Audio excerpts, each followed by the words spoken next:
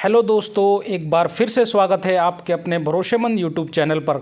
देश भर के लाखों पेंशन धारक लंबे समय से लड़ रहे थे हक की लड़ाई। इतनी कम पेंशन में नहीं हो पाता गुजारा, अभाव में जी रहे हैं पेंशन धारक। आगामी लोकसभा चुनाव पेंशन धारकों को लेकर आए ढेर सारी खुशियां। आखिरकार केंद्र की मोदी सरकार ने पेंशन धारकों के लिए खोली खुशियों की तिजोरी। पेंशन धारकों की पेंशन बढ़ोतरी का सालों पुराना सपना हुआ पूरा। पेंशन में हर साल 15% का उछाल। रेल पेंशन भोगियों की भी पेंशन बढ़ोतरी का रास्ता हुआ साफ। इसी के साथ 18 माह बकाया एरियर भुगतान जारी होने को लेकर, न्यूनतम पेंशन व बंपर बढ़ोतरी को लेकर, पेंशन एरियर तीनों किस्त जारी होने को लेकर, ग्रेजुएटी की सीमा बढ़ाने को लेकर, पेंशन दुगनी होने को लेकर, महंगाई भत्ते में बढ़ोतरी को लेकर, न्यूनतम वेतन बढ़ोतरी को लेकर और पूर्व रिटायर्ड सैनिकों के पेंशन रिवीजन को लेकर अभी बड़ी खुशखबरी निकल कर आ चुकी है। जानेंगे सभी खबरों को विस्तार से। सबसे पहले वीडियो को लाइक कर दीजिए, क्योंकि एक लाइक ही हमारी मेहनत का फल होता है। साथ में चैनल पर फर्स्ट टाइम विजिट किया है तो चैनल को सब्सक्राइब करके बेल आइकन दबा दीजिए, ताकि कर्मचारियों, पेंशन भोगी और जवानों से संबंधित वीडियो को नोटिफिकेशन आपके पास पहुंचे सबसे पहले। तो चलिए जानते हैं खबरों को विस्तार से बिना किसी देरी के। केंद्र सरकार की तरफ से राज्यसभा में जानकारी दी गई कि पूर्व सैनिकों को किस तरह से पेंशन दी जा रही है। सरकार ने यह भी बताया कि वो किस तरह से पेंशन के हकदार बनते हैं और कितना फायदा उन्हें मिलता है। सरकार की तरफ से पिछले कुछ वर्षों से पूर्व सैनिकों को मिलने वाली पेंशन स्कीम में बदलाव किए गए हैं। राज्यसभा में राज्य मंत्री द्वारा जानकारी दी गई कि सरकार की तरफ से बताया गया है कि 50% पेंशन आखिरी बेसिक पेपर होती है और पूर्व सैनिकों की तरफ से निकाली जाती है। सर्विस पेंशन हासिल करने के लिए कमीशन्ड ऑफिसर के लिए 20 साल की सर्विस और 15 साल की सर्विस ऑफिसर रैंक से नीचे के सैनिकों की होती है।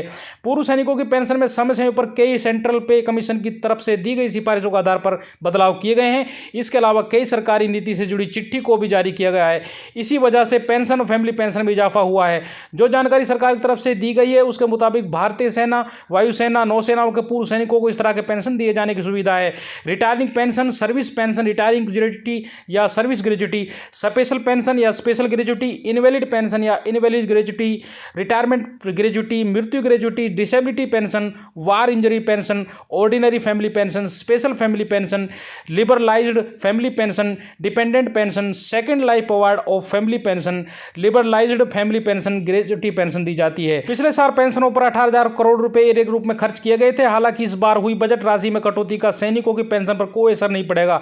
बीच में ऐसी खबरें भी आई थी कि केंद्र सरकार सैनिकों को रिटायरमेंट की आयु बढ़ाने जा रही है, इसलिए बजट राशि में कटौती की गई। भारत में इस समय तीनों सेनाओं के करीब 24 लाख भूतपूर्व सैनिक हैं। अगली बड़ी खबर की बात करते हैं। देश भर के 1 करोड़ पेंशन धारकों के लिए बहुत बड़ी खुशखबरी निकल कर आ चुकी है। अक्सर देखा गया है कि पेंशन भोगी अभाव में जीते हैं, क्योंकि उनकी पेंशन काफी कम होती है। ऐसे में वो अपना गुजारा नहीं कर पाते हैं। उसी को देखते हुए संसदीय समिति ने सिफारिश दिया था कि पेंशन में 65 साल से ही एडिशनल पेंशन का फायदा दिया जाए। अभी के नियम के हिसाब से 80 साल पूरी होने पर उनकी पेंशन में 20% बढ़ोतरी की जाती है, लेकिन ऐसी बढ़ोतरी का कोई फायदा नहीं होता, क्योंकि उतनी उम्र तक बहुत ही कम पेंशन धारक जिंदा रह पाते हैं। पेंशन धारकों की कठिनाई को देखते हुए संसदीय समिति ने एडिशनल पेंशन को लेकर केंद्र सरकार को 2 प्रस्ताव दिए थे। पहला प्रस्ताव यह था कि हर साल पेंशन में 1% की बढ़ोतरी की जाए।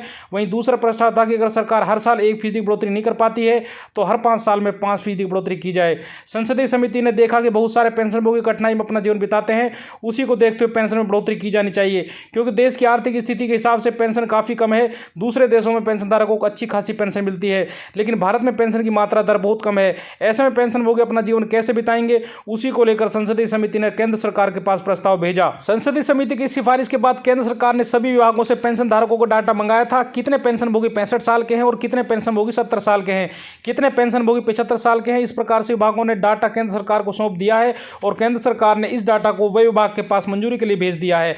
वे विभाग की मंजूरी मिलते ही पेंशन धारकों की पेंशन में इस प्रकार से बढ़ोतरी कर दी जाएगी। अगली बड़ी खबर की बात करें तो सरकार ने देश के पूर्व सैनिकों को बड़ा तोहफा दिया है। उनकी पेंशन में रिवीजन करने का फैसला कर लिया गया है। इससे 2006 से पहले रिटायर्ड जवानों और अफसरों की पेंशन बढ़ जाएगी। वो पेंशनर हैं जो 5वें वेतन आयोग में 6500 से 10,000 रुपए पे स्केल के लिए तहत पेंशन पा रहे थे। ये रिवीजन 1 जनवरी 2016 से माना जाएगा। केंद्रीय और राज्य कर्मचारियों के लिए 7 वेतन आयोग भी इसी तारीख से लागू है। All India audit and accounts association के assistant secretary general Harishankar Tiwari ने जी बिजनेस डिजिटल को बताया कि उसके उन पेंशनरों को ज्यादा फायदा होगा जिनकी रिटायरमेंट के वक्त सैलरी 17,000 रुपए से कम थी। केंद्र सरकार के पर्सनल डिपार्टमेंट ने जुलाई 2019 में यह आदेश जारी किया था। इसके बाद Prayagraj district principal controller of defence account ने इस डिफेंस डिपार्टमेंट में लागू करने को कहा। इस रिवीजन में पेंशन के साथ परिवार पेंशन भी शामिल है। इसमें 46 रुपए की ग्रेड पे को कॉरस्पॉन्डिंग ग्रेड पे माना गया है। यह संशोधन उन पेंशनरों के लिए है जो 5 वेतन आयोग के तहत सैलरी पर रिटायर हुए थे। देश भर के लाखों पेंशनर के लिए एक बड़ी खुशखबरी है। दरअसल सरकारी कर्मचारियों की पेंशन में जल्दी इजाफा होने जा रहा है। सरकार पेंशन की लिमिट को बढ़ाने की तैयारी में है, जिसके बाद अब सरकारी कर्मचारी की पेंशन दुगनी हो जाएगी। फिलहाल इस मामले पर सुप्रीम कोर्ट में सुनवाई चल रही है। अगर सरकार ये फैसला कर लेती है तो फिर इसकी सैलरी चाहे जितनी भी हो, लेकिन इसकी पेंशन की कैलकुलेशन 15,000 रुपये पर ही की जाएगी। ईपीएफओ की इस वेतन सीमा को खत्म करने का मामला चल रहा है। इसके साथ ही ईपीएफओ में पेंशन कैलकुलेशन पिछली सैलरी यानी हाई सैलरी पाने वाले लोगों पर भी की जा सकती है। ईपीएफओ के इस फैसले के बाद कर्मचारियों को मिलने वाली पेंशन में बम्पर इजाफा हो जाएगा, जिसके बाद पेंशनर को ज्यादा पेंशन का फायदा दिया जा सकेगा। मोदी सरकार ने महिला केंद्रीय कर्मचारियों को बड़ी राहत दी है। महिला सरकारी कर्मचारी अब अपने बच्चों को फैमिली पेंशन के लिए नॉमिनेट कर सकती हैं। पुराने नियम के तहत कोई भी महिला कर्मचारी पति को ही नॉमिनेट कर सकती थी। सरकारी कर्मचारी के निधन के बाद सबसे पहले फैमिली पेंशन स्पाउस को यानी पति या पत्नी को मिलता था। उसके बाद बच्चों को फैमिली पेंशन मिलने की बारी आती थी।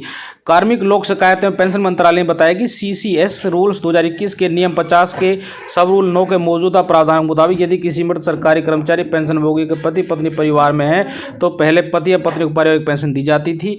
मृतक सरकारी कर्मचारी पेंशनभोगी के पति या पत्नी पारिवारिक पेंशन के लिए अपात्र होंगे। पेंशन में आई बम्पर बढ़ोतरी को लेकर आई खबर से पहले एक और बड़ी खबर की बात कर लेते हैं। ड्यूटी के दौरान बलिदान होने वाले अग्निवीर के परिजनों को सामान्य सैनिकों की तरह पेंशन और अन्य सुविधाएं मिलनी चाहिए। संसदीय समिति ने यह सिफारिश की है।